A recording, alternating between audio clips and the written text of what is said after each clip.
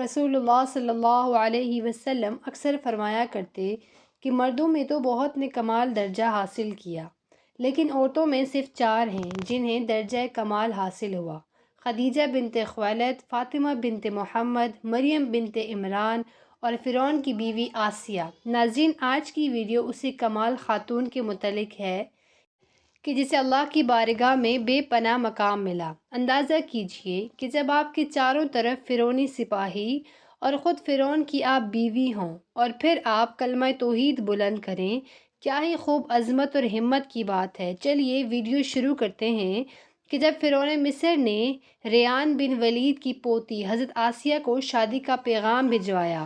یاد رہے، ریان بن ولید وہی بادشاہ تھا جو حضرت یوسف علیہ السلام کے دور میں تھا، اور وہ حضرت یوسف پر ایمان بھی لایا اور اس نے حضرت یوسف کو عزیز مصر بھی بنا دیا۔ خیر، جب حضرت آسیہ کو فرعون نے شادی کا پیغام دیا تو یہ ان کے والد اور حضرت آسیہ کو بھی ناگوار گزرا، کیونکہ فرعون مصر پہلے دن سے ہی ظلم و بربریت کے لیے مشہور تھا۔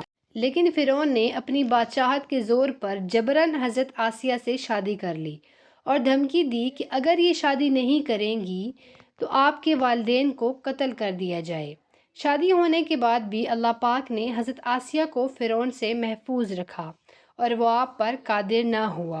اس بارے میں مفسرین لکھتے ہیں کہ شادی کی پہلی ہی رات جب فرعون حضرت آسیہ کے کمرے میں گیا تو اللہ نے اس پر نیند کا ایسا غلبہ ڈالا کہ وہ ساری رات ہی سویا رہا۔ کچھ کتابوں میں لکھا ہے کہ فرعون کو ایک ایسی عجیب بیماری تھی کہ طبیبوں نے اس کو ساری عمر حضرت آسیہ کے قریب جانے سے منع کر دیا۔ دیکھا جائے تو یہ بھی حضرت آسیہ کی ایک طرح سے کرامت تھی کہ اللہ نے انہیں کیسے فرعون کے ناپاک جسم سے محفوظ رکھا۔ بعض روایت میں فرعون کی ایک بیٹی کا ذکر بھی ملتا ہے۔ آپ کو یہ بتاتے چلیں کہ وہ لڑکی انہوں نے کسی سے لے کر پالی تھی۔ ایک رات فرعون نے خواب میں دیکھا کہ اس کا محل نابود ہو گیا ہے۔ خوف و وحشت سے اس کا پورا وجود لرزنے لگا۔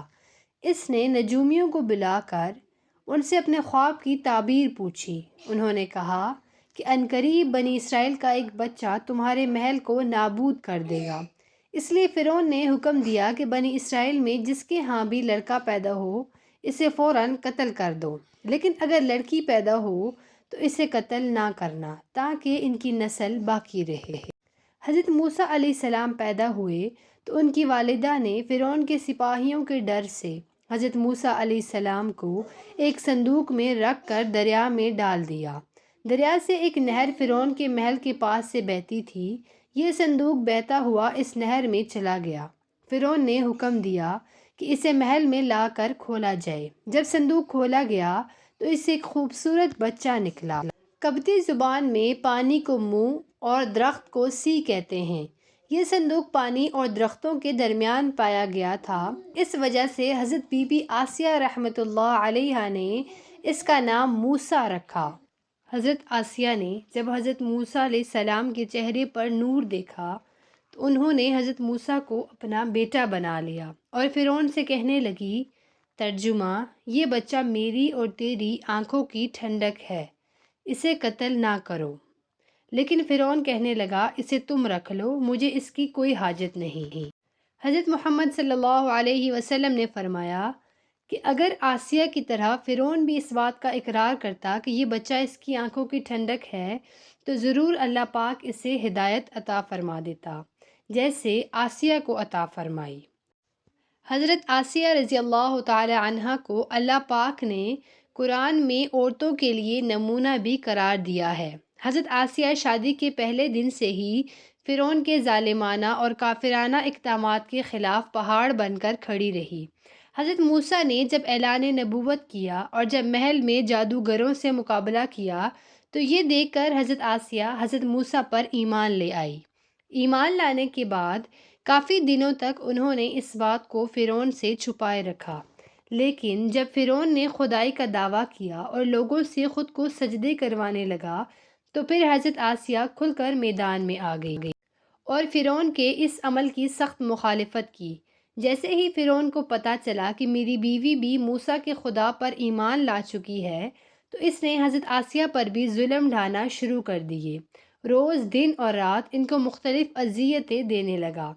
فرعون جیسا کافر شوہر بھی ان کے ایمان کو متزلزل نہ کر سکا، لیکن فرعون نے بہت زیادہ کوششیں کی تاکہ کسی نہ کسی طرح انہیں راہ راست سے منحرف کر دے، لیکن وہ ایسا نہ کر سکا، اور آسیہ بھی اس کی تمام کوششوں کو ناکام بنا کر صرف خدائے واحد کی عبادت میں مصروف رہی۔ حضرت موسیٰ علیہ السلام کے چاہنے والے فرعون کے سپاہیوں کے ہاتھوں ظلم و ستم کی بھینٹ چڑھ رہے تھے اور انہیں بے دردی کے ساتھ قتل کیا جا رہا تھا۔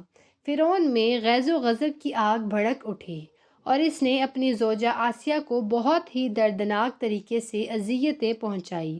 اس ظالم نے ان پر بڑے بڑے عذاب کیے، ان کو بہت زیادہ مارا اور زود و کوب کیا اور چومیخا کر دیا، یعنی 4 کھونٹیوں میں آپ کو گھاڑ دیا۔ حضرت آسیہ رضی اللہ تعالی عنہا کے چاروں ہاتھوں پیروں میں لوہے کی کیلیں ٹھوک کر چاروں کونوں میں اس طرح جکڑ دیا کہ وہ ہل بھی نہیں سکتی تھی، اور بھاری پتھر آپ کے سینے پر رکھ کر ان کو ریت پر دھوپ میں لٹا دیا اور پانی بند کر دیا۔ اللہ اکبر!